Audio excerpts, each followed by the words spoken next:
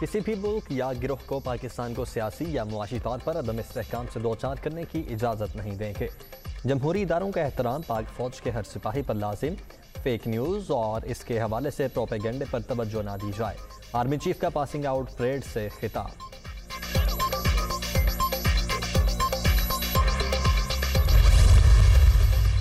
Fraud और धोखाधड़ी case में राना सनाउल्लाह के नाकाबिल जमानत वारंट जारी। पंजाब एंटी करप्शन टीम की इस्लामाबाद के थाना कौसार आमद। SHO का वारंट की तामील करवाने से इनकार। और कराची में डाकू राज। नॉर्थ नाजिमाबाद में वारदात। पुलिस के ताकू पर लुटेरों की फायरिंग। रिक्शा सवार मां बेटी जद में आ गई।